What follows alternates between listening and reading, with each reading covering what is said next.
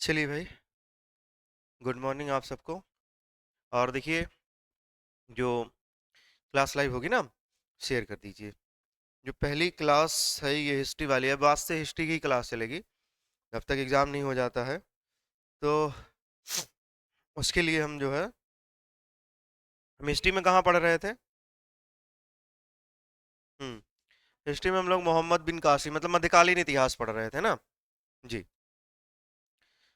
Sorry, Mahmood Ghaznavi के बारे में हमको पढ़ना है। मोहम्मद बिन कासिम के बारे में हम पढ़ चुके हैं, ठीक है ना? यही है। तो क्लास, हाँ, टॉपिक क्या चल रहा है? मध्यकालीन इतिहास। मध्यकालीन इतिहास। और इस मध्यकालीन इतिहास में हम पढ़ रहे हैं, जो हमारा टॉपिक है वो है भारत पर तुर्कों का ना, क्यों भाई, तुर्कों का आक्रमण, यही आप पढ़ रहे हैं। इससे पहले आपने किसके बारे में पढ़ा था? भारत पर अरबों का आक्रमण। अरबों में आपने पढ़ लिया था किसके बारे में? मोहम्मद बिन कासिम के बारे में। ठीक। जो टॉपिक है वो हमको पढ़ना है, नाम क्या है उनका? महमूद गजनबी। महमूद गजनवी ना, या इसी को हमने कहा था क्या? महमूद गजनी। आप महमूद गजनवी के बारे में जानिए, चाहे चाहे महमूद गजनी कहिए, दोनों की बातें क्या है? सेम ही है। हम्म। और इसके बारे में हमको पढ़ना है। ठीक। अब महमूद गजनवी जिस समय भारत पर आक्रमण किया उस समय की स्थिति क्या है? वो कहाँ पर आक्रमण करता है, कारण क्या है, भारत पर आक्रमण करने का उद्देश्य क्या है? तो इन सब बातों को हम लोग इस क्लास में जानेंगे। तो सबसे पहले जो बात हम आपको बता रहे थे महमूद गजनवी से, ये जानिए कि ये कब से कब तक, ये भी आपको बताए हैं। इसका समय, टाइम पीरियड क्या है? 1000 से 1027 ईस्वी ना। इसी टाइम पे ये क्या करता है? भारत पर आक्रमण करता है। आक्रमण करने का उद्देश्य क्या था? जिस समय ये महमूद गजनवी करता है आक्रमण, उस समय समझिए 11वीं शताब्दी की बात हो रही है, ठीक है ना? कब की? 11वीं शताब्दी की। अब 11वीं शताब्दी की बात हो रही है। महमूद गजनवी से जानने से पहले इसके बैकग्राउंड में जाएंगे, इसके इसके जो है पिता, माता पिता, ये कहाँ का निवासी था, इसके बारे में जानेंगे। अब महमूद गजनवी भारत पर आक्रमण करता है तो इसका एक उद्देश्य है, और आपको बताया है कि सबका अपना अपना कोई ना कोई किसी भी काम को करने का क्या होता है कि उद्देश्य होता है।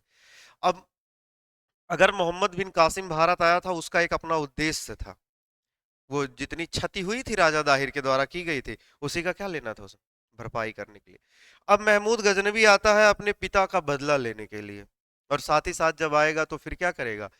क्षति पहुंचाएगा, भारत को काफी ज्यादा नुकसान पहुंचाएगा। कसम खा के बैठ जाएगा कि जब जब ये शासन करने बैठेगा ना 1000 ईस्वी में, तो ये कहेगा कि आज के बाद कसम खाता हूं कि भारत पर लगातार आक्रमण करूंगा। और यही कारण है कि 17 बार आक्रमण करता है। समझ रहे हैं ना? आप पढ़े भी होंगे, जानते भी होंगे, हो सकता है इससे पहले, लेकिन कुछ और चीजें आज जान जाएंगे आप।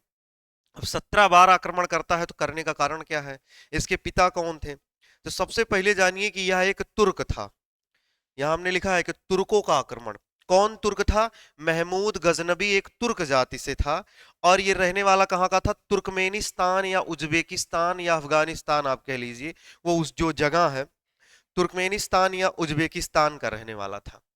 और वहां क्या था? वहां का क्या था? ये एक तुर्क था।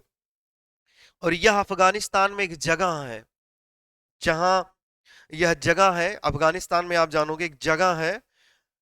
पहली बात तो ये क्या था? एक तुर्क था। किससे था? तुर्क जाति से था। कहाँ का था? आप कहेंगे तुर्क जाति का था। और साथ में आप ये भी जानिएगा कि यह तुर्कमेनिस्तान ना, या उज्बेकिस्तान आप कह सकते हैं, उज्बेकिस्तान, में मतलब का था, ठीक है ना। साथ ही साथ आप जानिए कि जो अफगानिस्तान है, अफगानिस्तान में एक जगह थी गजनी, एक जगह, उस जगह का नाम क्या था, जगह थी गजनी, और यहीं पर एक वंश चल रहा था। गजनी है, ठीक है ना, यहीं पर क्या है, यहीं पर एक वंश चल रहा था,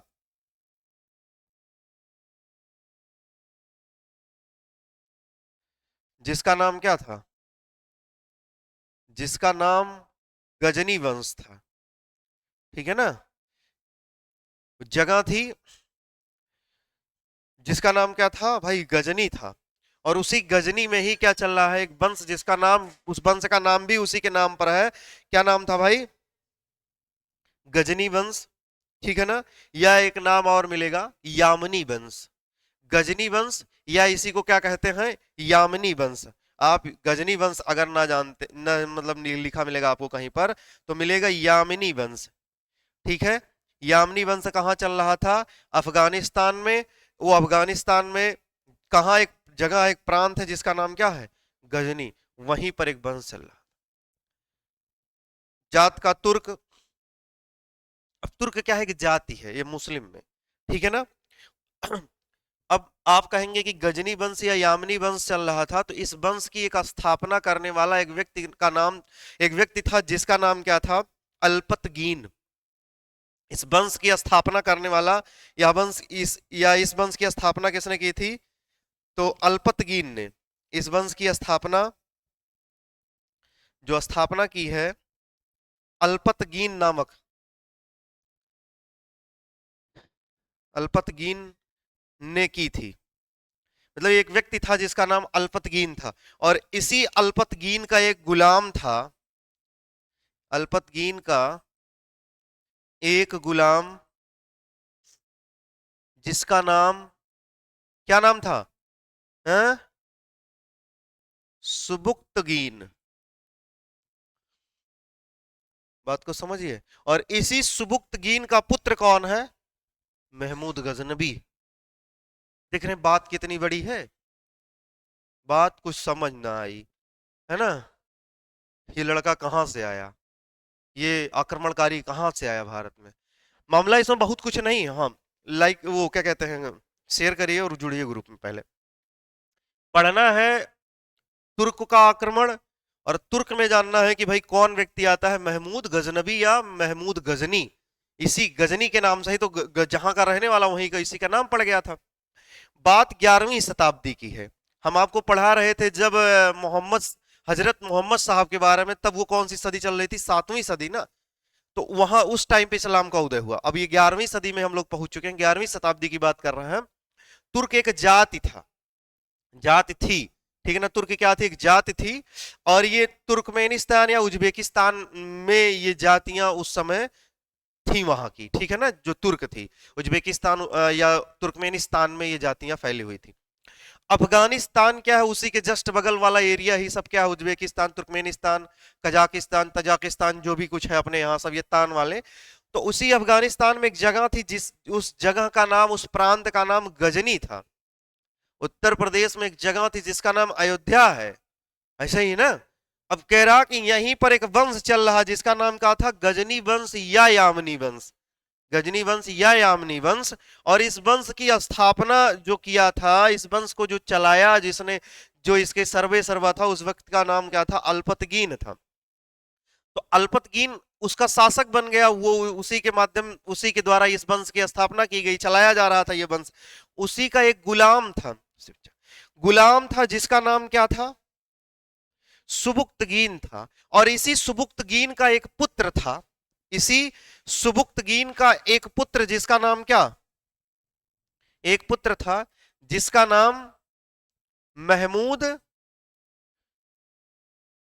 जिसका नाम महमूद गजनवी था, गजनवी था या महमूद गजनी था, ठीक है ना। इसी का नाम क्या था, महमूद गजनवी या महमूद गजनी था। उम्मीद करते हैं आपको ये बात समझ में आई होगी, ठीक है ना। इतनी बात अगर ये आप चल गए, समझ गए, तो अब आगे चलें। आगे ये देखो कि उस समय तो ये अफगानिस्तान की बात हो गई। हिंदुस्तान की स्थिति क्या थी? हिंदुस्तान में उस समय हिंदुस्तान की सीमा कहां? पेशावर तक लगती थी। पेशावर तक लगती थी। पेशावर कहां है? पाकिस्तान में। तो उस समय जो सीमा थी वो पेशावर, कराची, सिंध, पूरे ये वाले क्षेत्र तक लगती थी। समझ रहे हैं ना? पेशावर तक लगती थी। हुआ ये, भारत में भारत में अगर स्थल मार्ग से आने का एक कोई रास्ता था, कोई माध्यम था, तो वो पेशावर ही था। पेशावर तक लगती थी। और भारत में एंट्री लेने के लिए, भारत में प्रवेश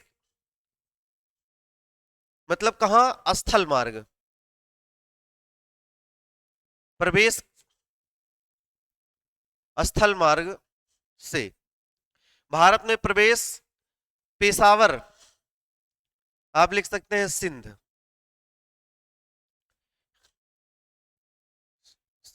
सिंध, पेशावर से था। प्रवेश होने का रास्ता क्या था? पेशावर या सिंध से था। किस मार्ग से? मार्ग कौन सा था भाई? स्थल मार्ग। समझ रहे हैं ना?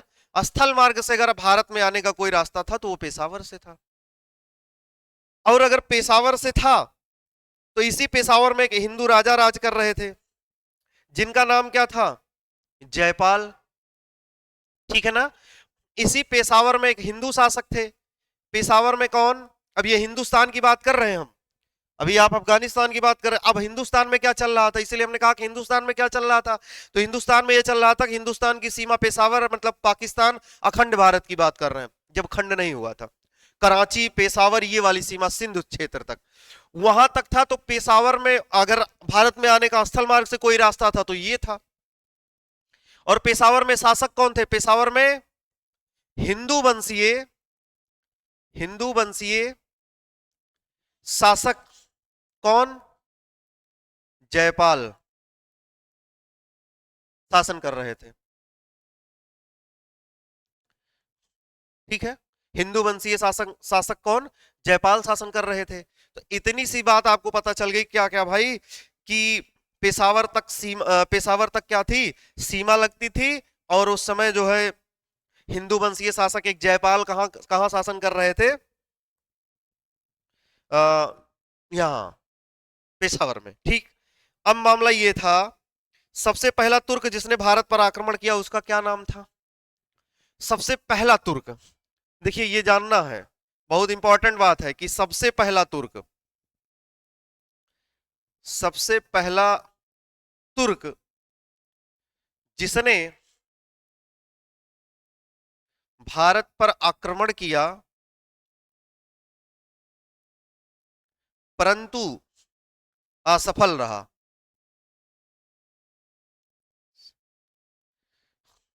वो है कौन? सुबुक्तगीन। कौन था भाई? सुबुक्तगीन कौन था? महमूद गजनबी का पिता महमूद। सुबुक्तगीन और कौन था? अल्पतगीन का गुलाम। अल्पतगीन कौन था? यामनी वंश या गजनी वंश का संस्थापक। ये वंश कहां चल रहा था? अफगानिस्तान में। ये किस जाति से थे? सबके सब तुर्क थे। तो ये पहला तुर्क हुआ जो कहां पर आक्रमण कर रहा? भारत पर। लेकिन ये कंडीशन क्या हो रही है? एक असफल रहा। तो इसीलिए जो असफल होते हैं उनकी कहीं वैल्यू नहीं होती है, उनको कहीं गिरे नहीं जाता है कि क्या हुआ, कैसे हुआ, कोई जानने की कोशिश नहीं करता है। अभी जानोगे किसको? किसको जान रहे हो? इससे पहले किसके बारे में देखो, यहां टॉपिक ही किसके लिए बन गया है? क्योंकि ये सफल हो गए। यही कहानी है भाई, यही कहानी है। और क्या करना चाहिए? सफल होना है। आखिरी दांव तक लगा दो। अगर पढ़ रहे हो तो आखिरी दांव लगा दो, अंतिम जो दांव है वो भी खेलो। आखिरी दांव का मतलब समझ रहे हो? जब तक, तब तक प्रयास करो जब तक सफल ना हो जाओ। और सफलता एक दिन में नहीं मिलेगी, लेकिन एक दिन मिल जाएगी, है ना? एक दिन में मिलती है, एक दिन जरूर मिलती है, लेकिन एक दिन में नहीं मिलती है, टाइम लग जाता है। और टाइम लगेगा, थोड़ा सा मेहनत करना पड़ता, धीरज रखना पड़ता है। जो धीरज रख लेता वही वही क्या होता है, सफल होता है। तो अभी ये क्या हुआ, किसने आक्रमण किया भाई, सुबुक्तगीन। लेकिन ये भारत में प्रवेश नहीं कर पाया, क्योंकि भारत में प्रवेश नहीं कर पाया क्योंकि जयपाल के द्वारा इसे क्या कर दिया गया, पराजित किया गया। और जब जयपाल के द्वारा इसे पराजित किया गया, तब क्या हुआ, एक बार ये दोबारा प्रयास करता है, कौन, सुबुक्तगीन। समय क्या होता है, सन 1997 1998 के आसपास सुबुक्तगीन पेशावर पर आक्रमण करता है,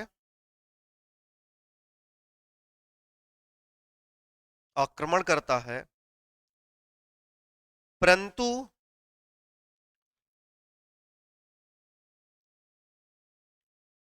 परंतु राजा जयपाल द्वारा हम्म,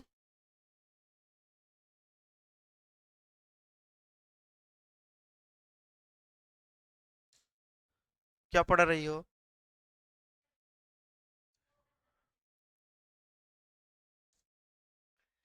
परंतु राजा जयपाल द्वारा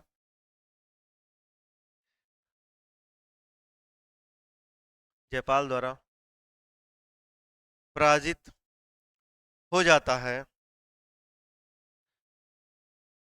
तथा जयपाल के ने राजा जयपाल ने इसकी हत्या कर दी, हत्या कर दी थी। आक्रमण करता है, राजा जयपाल उसे क्या करते हैं, पराजित करते हैं, बाद में उसी की क्या कर देते हैं, हत्या कर देते हैं।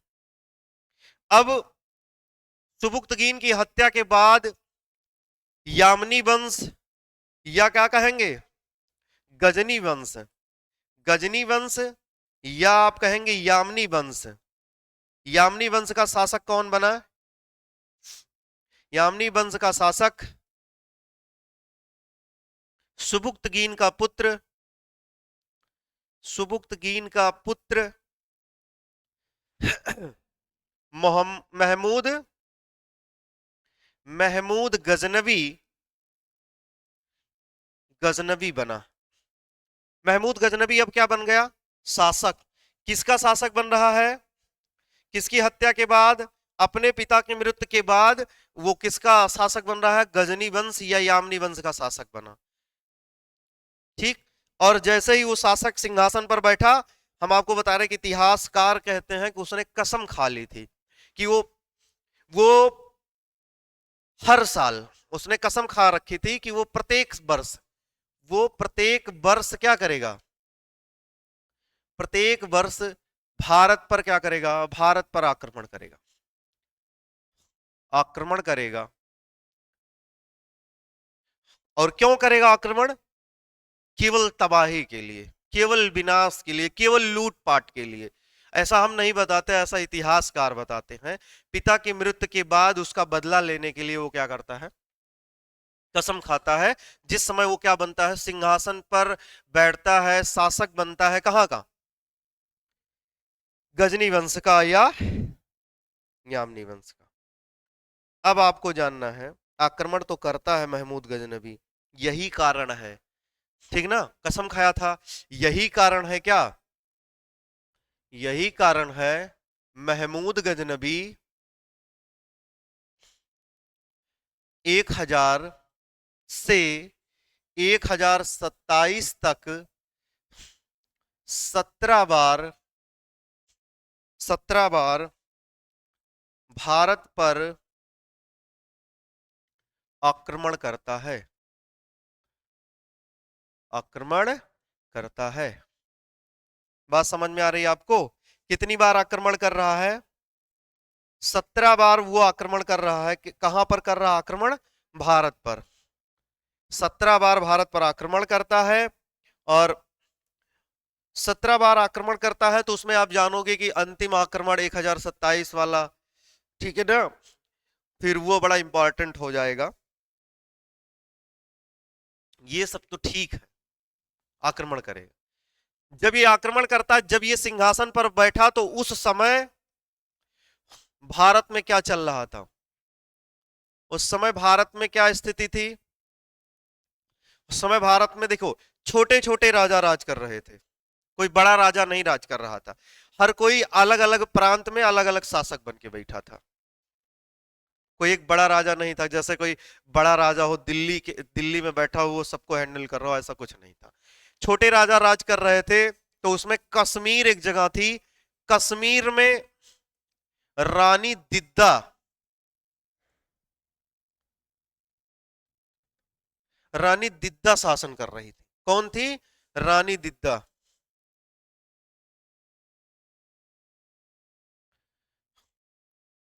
हाँ, अब ये दिद्दा थी भाई ना, इनका नाम ही ऐसा था, दिद्दा। रानी दिद्दा शासन कर रही थी, ठीक। और उसी समय कन्नौज में प्रतिहार वंश चल रहा था। वहां का शासक कौन था? राज्यपाल। नाम क्या था उसका? राज्यपाल था। राजा राज्यपाल वहां शासन कर रहे थे। कहां? कन्नौज। अब देखो, अलग अलग प्रांत की बात हो रही है। कन्नौज में कौन? कन्नौज में प्रतिहार वंश। प्रतिहार वंश, और वहां के शासक कौन? वहां के शासक राज्यपाल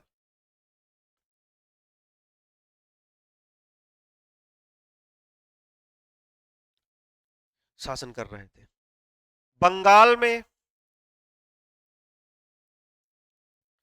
बंगाल में बंगाल में जयपाल कर नहीं, जयपाल कहां कर रहे थे? पेशावर के शासक थे जी। बंगाल बंगाल में जो है पाल वंश चल रहा था, वहां के शासक महिपाल थे जी। ठीक ना? बंगाल में पाल वंश, पाल वंश चल रहा था, वहां के शासक महिपाल थे। ठीक है। अब देखो, कश्मीर देख रहे हो आप कहां? ऊपर, रानी दिद्दा। कन्नौज उत्तर प्रदेश वाले मतलब के क्षेत्र में कन्नौज है ना, तो वहां पे कौन? राज्यपाल। और फिर इधर बंगाल में कौन? हम्म हम्म महिपाल ना। दिल्ली में क्या चल रहा था? दिल्ली में तोमर, दिल्ली में क्या चल रहा था? दिल्ली में तोमरों के द्वारा, दिल्ली तोमरों के अधीन थी, तोमरों के अधीन थी। अर्थात दिल्ली को, ये भी जानिए, दिल्ली को तोमरों के द्वारा ही, तोमरों के द्वारा ही बसाया गया, बसाया गया है। अगर आपसे पूछा जाए दिल्ली को किसने बसाया, तोमर। तोमर क्या थे? जातियां थी, ठीक है ना। इन्हीं के द्वारा किसे बसाया गया है? दिल्ली को। तो आप ये भी जानिएगा, दिल्ली को किसने बसाया है? तोमरों ने बसाया है, तोमर। और उन्हीं के अधीन क्या चल रही, क्या था? दिल्ली थी। जब कब की बात हो रही है? जब, जिस समय कौन? महमूद गजनबी कहां बैठा है? गजनी वंश की गद्दी पर, गजनी वंश का संस्थापक बन के बैठा, उस समय की बात हो रही। समझ रहे हैं ना? ये क्या है? हम आपको ये बता रहे हैं कि चारों तरफ ऐसे ही, कि वो स्थिति कहां है, कौन कौन किस जगह पर है। कश्मीर में रानी दिद्दा है, राज्यपाल हैं ये, महिपाल यहां है, और तोमर दिल्ली में है। और ऊपर पेशावर में कौन बैठे हैं? जयपाल, राज जयपाल। तो ये स्थिति हमारे भारत की थी, और वो स्थिति वहां की थी, कहां की? जहां पर वो तुर्क शासक कर रहा था। वहां पर कौन? वो तो कसम खा के बैठा है कि हम क्या करेंगे, 17 बार भारत पर आक्रमण किया है उसी की वजह से। अब ये सब चल रहा था, तो महमूद गजनबी ने, अब महमूद गजनबी का आक्रमण शुरू होगा, ठीक है ना। ये तो ये कहानी हो गई। महमूद गजनबी का पहला आक्रमण, महमूद गजनबी का पहला आक्रमण 1000 ईस्वी में पेशावर पर हो, पेशावर पर हुआ। हर किसी को जानने की इच्छा होगी ना कि अगर आक्रमण हुआ तो हुआ क्या, है ना? ये इच्छाएं होनी भी चाहिए। 1000 ईस्वी में किसने आक्रमण किया? महमूद गजनवी ने पेशावर पर पहला आक्रमण, पेशावर का मतलब भारत, पहला आक्रमण किया। इतिहासकार कहते हैं, इतिहासकार का मानना है कि आक्रमण तो हुआ लेकिन इसका कोई नतीजा ही नहीं निकला। नो रिजल्ट फाउंड, कोई रिजल्ट नहीं आया। हुआ लेकिन कोई नतीजा नहीं निकला, नहीं निकला। समझ रहे हैं ना? आक्रमण हुआ, कोई नतीजा ही नहीं निकला। अच्छा, अगर नतीजा नहीं निकला तो मतलब क्या हुआ रहा होगा? दोनों की सेनाएं बराबर का युद्ध कर रही होंगी ना भाई, राजा जयपाल की भी और इधर किसकी, महमूद गजनवी की। तो लास्ट में यही होगा, यही हुआ होगा कि चलो युद्ध को क्या करते हैं, स्थगित करते हैं, खत्म करते हैं, समाप्त करते हैं। लेकिन सन 1000 ईस्वी में महमूद गजनवी का जो दोबारा आक्रमण होता है तो वो राजा जयपाल को पराजित कर देते हैं। और पराजित करके क्या करते हैं, पराजित करते हैं और उन्हें मारता नहीं है महमूद गजनवी। महमूद गजनवी केवल उन पर व्यंग करता है, उनको हरा देता है। हराने के बाद बंदी बना लेता है। बंदी बना, भाई बंदी बनाने का मतलब चारों तरफ उसके सैनिक हैं, इनकी सेनाएं हार, सभी सेनाओं को मार देता है। अब ये जो भी कुछ सेनाएं बची हो, इनके सेनापति रहे हो, उसके बाद ये क्या करता है, बंदी बनाने के बाद ये उनके ऊपर केवल व्यंग करता है। व्यंग करने का मतलब समझ रहे हैं, मजाक इनका उड़ाता है। शुद्ध भाषा में कहा जाए, इनको चिढ़ाता है। समझ रहे ना? कहता है कि बहुत बड़े राजा बने थे, देखे एक ही आक्रमण किए और आपका हालत सब खराब हो गया। मतलब होता नहीं कि ऐसे ऐसी बातें बोलना जिससे आपके अंदर बहुत ज्यादा गुस्सा आए। गुस्सा तो आए लेकिन आप कुछ कर ना पाओ, इतने मजबूर हो। और जब ऐसा करता है तो उसके बाद थोड़ी ही थोड़ी ही दिनों के बाद, 2 से 4 दिन, एक सप्ताह के बाद ये खबर मिलती कि राजा जयपाल ने सुसाइड कर लिया। समझ पा रहे हैं क्यों? भाई वो मारे शर्म के। शर्म का मतलब होता है ना कि वो अपने आप को कभी बर्दाश्त ही नहीं कर पा रहे। वो एक राजा थे और हिंदू वंश के राजा, हिंदू वंशीय राजा शासन कर रहे थे, तो वो उनको ऊपर व्यंग कर रहा, उनको इस्लाम के बारे में बता रहा, इस्लाम कबूल करने के लिए बता रहा है। तो वो उसके बाद उनको छोड़ देता है, वो कहता है जाओ, क्योंकि तुम्हारी सेना तो कुछ है ही नहीं है, क्या कर पाओगे। होता क्या है कि वो कुछ दिनों के बाद क्या होता है, वो सुसाइड कर लेते हैं। तो ये सन 1001 ईस्वी की बात है। अब आक्रमण किया और पेशावर को उसने क्या कर लिया, पराजित किया पेशावर।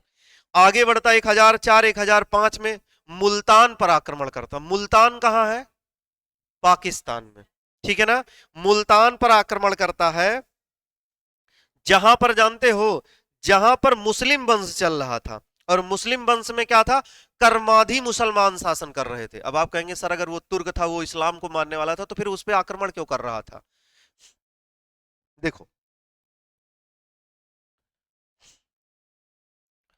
बात करें सबसे पहले किसकी, 1000 1001 ईस्वी में उसने क्या किया, ईस्वी में पेशावर पर आक्रमण करके आक्रमण किया और राजा जयपाल को पराजित किया तथा उन पर व्यंग्य करके छोड़ दिया। ठीक, छोड़ दिया। आगे क्या हुआ, अगला आक्रमण हुआ इसका कितना, 1000, लगातार आक्रमण करेगा 1004 1005 में ईस्वी में। किस पे करता है, मुल्तान पर, मुल्तान पर आक्रमण करता है। मुल्तान कहां है, पाकिस्तान में, आज पाकिस्तान में, लेकिन वो हम बता तो रहे अखंड भारत का हिस्सा था। आक्रमण कर्माधी मुसलमानों के ऊपर,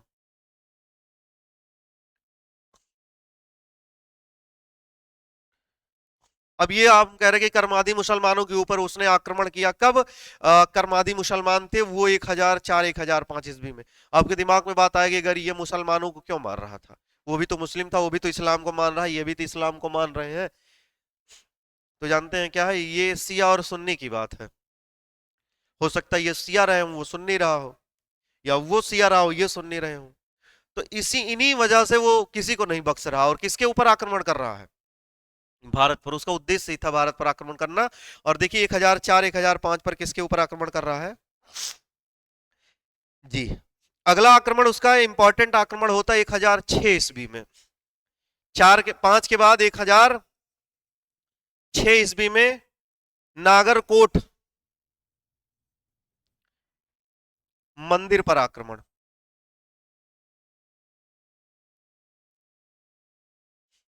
लूट करके छोड़ दिया, ठीक है ना? ये कहां करता है? महमूद गजनवी नागरकोट मंदिर पर आक्रमण करता है। नगरकोट है, माफी चाहते हैं, नगरकोट है, गुजरात, ठीक है ना? मंदिर पर आक्रमण किया और लूट करके क्या कर दिया? छोड़ दिया। अगला आक्रमण फिर कब करेगा? 1008 ईस्वी में महमूद गजनबी का अगला अगला आक्रमण होता है आनंद पाल के ऊपर। आनंद पाल को पराजित करता है ये, ठीक है ना? आनंद पाल के बारे में आपको बताया थे कि नहीं? हुँ? नहीं बताए थे? चलो अभी बता देते हैं। किसके ऊपर आक्रमण करेगा? आनंद पाल को पराजित करेगा, ठीक है? 1008 ईस्वी में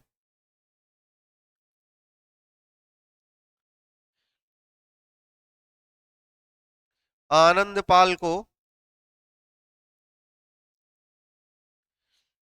पराजित किया। अब आपके दिमाग में चल रहा आनंद पाल कौन थे? बताइए जरा। आनंद पाल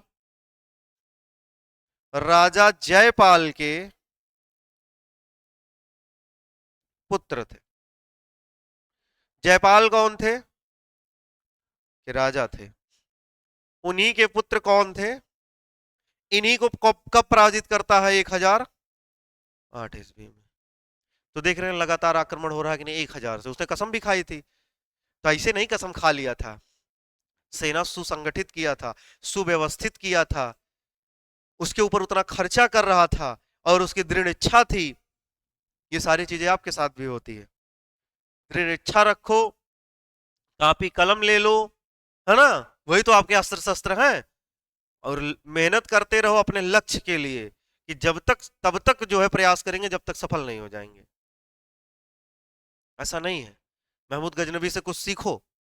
और ये ना सीखो हर किसी से हम कुछ अच्छी बातें सीख सकते हैं, अभी गंदी बातें ना सीखो कि वो इनको आकर के मार रहा था, इस्लाम अपने धर्म का प्रचार कर रहा था। नहीं, हमको ऐसे नहीं करना है। ठीक है, सबका अपना अपना धर्म है, हम अपने धर्म को मानते, कोई अपना धर्म को मानता है, हमें उससे कोई ईर्षा द्वेष नहीं है। लेकिन उससे ये सीखने की हमको सीख लेनी चाहिए कि उसके अंदर दृढ़ इच्छा थी, उसने जो कहा था उस काम को किया था। ऐसे कोई कह करके थोड़ी ना हो जाएगा। आप भी कह दो हम इस सीजीएल क्वालिफाई कर जाएंगे, कहने से थोड़ी ना होगा। उसके लिए आपको क्या होना? दृढ़ इच्छा, मजबूत इच्छा होनी चाहिए, और अपने लक्ष्य के प्रति वफादार होना चाहिए, काम करना चाहिए उस चीज को, ठीक है ना? तभी कुछ हो पाएगा। तो कब किया? 1008 ईस्वी में। किसे हराया? आनंद पाल को। अब 1013-14 में महमूद गजनवी ने थानेश्वर पर आक्रमण किया। कहां पर किया? थानेश्वर पर आक्रमण किया। और थानेश्वर में एक मंदिर था, महादेव का मंदिर, ठीक है? उसी मंदिर को लूटा, और मंदिर में भगवान चक्र स्वामी की मूर्ति थी, उसे तोड़ करके ये क्या करता है? चौराहे पर फेंकवा देता है, ठीक है ना? चौराहे पर फेंकवा दिया। चक्र स्वामी की मूर्ति का मतलब हुआ भगवान श्री कृष्ण की मूर्ति थी। कब आक्रमण किया? 1009 में, 1013 1014 ईस्वी के आसपास, 13-14 में। कब किया? 13-14 में। कहां किया? थानेश्वर। थानेश्वर कहां है? हरियाणा में, बिल्कुल।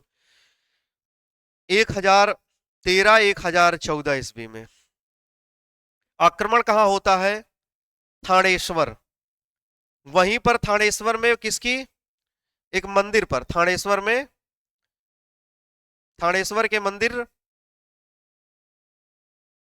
मंदिर पर जहां पर किसकी मूर्ति थी? भगवान चक्र पाणी ना, चक्र स्वामी।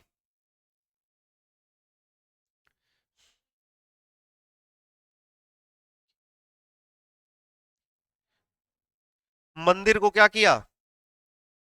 मंदिर को लूटा और मूर्ति को क्या कर देता है? मूर्ति को तोड़कर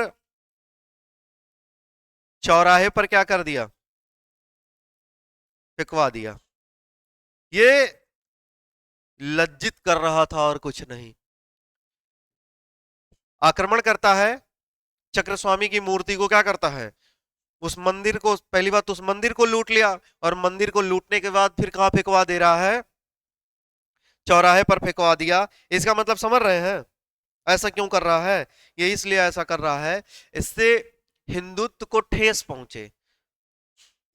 समझ रहे हैं ना? वो हिंदुत्व को ठेस पहुंचाने, हम आपको पहले ही बताए हैं क्या, इस्लाम जब पढ़ा रहे थे, इनका उद्देश्य ही क्या था? इस्लाम को क्या करना? इस्लाम का प्रचार करना, और साथ में क्या करना? और धन लूटना। और क्या करना? धन लूटना। ठीक है ना? धन लूटना, इस्लाम का प्रचार। इसी दो उद्देश्य को लेकर के जितने भी यहां आक्रमणकारी आए हैं वो यही कर रहे हैं। मुस्लिम आक्रमणकारी है ही, इन्हीं दो उद्देश्यों को लेकर के अपना पूरा कर रहे हैं। अभी 13-14 में आक्रमण हो गया, कहां पर? थानेश्वर में। अब इसके द्वारा 18 और क्या 20 में, 16 और 18 में, माफी चाहते हैं, कब? 1016 और 1018, इसी के बीच में क्या करता है? महमूद गजनबी मथुरा और उज्जैन पर आक्रमण करता है। मथुरा और उज्जैन पर। अब यहां क्यों कर रहा है? यहां पर भी मंदिर है, इन्हीं को लूटा जा रहा है। अब ये पूरी बातें नहीं बता रहे हैं आपको, लेकिन वो क्या कर रहा है? मथुरा पर और उज्जैन पर आक्रमण कर रहा है, और इनको क्या कर रहा है? यहां आक्रमण करके जो भी मंदिर है उनको लूट लिया जा रहा। ठीक। अब इंपॉर्टेंट होगा यहां से महमूद गजनबी का क्या? 16वां आक्रमण गुजरात के सोमनाथ मंदिर पर। यह सबसे इंपॉर्टेंट है।